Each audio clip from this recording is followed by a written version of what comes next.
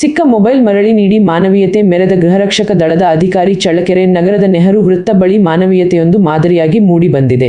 ನಗರದ ನೆಹರು ವೃತ್ತದಲ್ಲಿರುವ ಬಟ್ಟೆ ಅಂಗಡಿಯ ಮುಂದೆ ಟೈಲರ್ ವೃತ್ತಿ ನಡೆಸುತ್ತಿರುವ ಗೃಹರಕ್ಷಕ ದಳದ ಚಳ್ಳಕೆರೆ ಘಟಕಾಧಿಕಾರಿ ಭೀಮರಾಜ್ ಅವರು ಸಿಕ್ಕ ಮೊಬೈಲ್ ಫೋನ್ ಅನ್ನು ಅದರ ನಿಜವಾದ ಮಾಲೀಕರಿಗೆ ಮರಳಿ ನೀಡಿ ಸಾರ್ವಜನಿಕರ ಮೆಚ್ಚುಗೆಗೆ ಪಾತ್ರರಾಗಿದ್ದಾರೆ.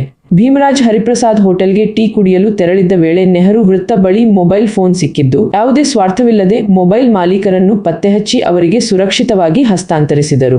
ಈ ಕಾರ್ಯವು ಅವರ ಪ್ರಾಮಾಣಿಕತೆ ಹಾಗೂ ಮಾನವೀಯ ಮೌಲ್ಯಗಳನ್ನು ಪ್ರತಿಬಿಂಬಿಸುತ್ತದೆ. ಭೀಮರಾಜ್ ಅವರ ಈ ನಡೆ ನಗರದಲ್ಲಿ ಪ್ರಶಂಸೆಗೆ ಪಾತ್ರವಾಗಿದ್ದು, ಸಾರ್ವಜನಿಕರು ಇಂತಹ ವ್ಯಕ್ತಿಗಳೇ ಸಮಾಜಕ್ಕೆ ನಿಜವಾದ ಮಾದರಿ ಎಂದು ಅಭಿಪ್ರಾಯ ವ್ಯಕ್ತಪಡಿಸಿದ್ದಾರೆ.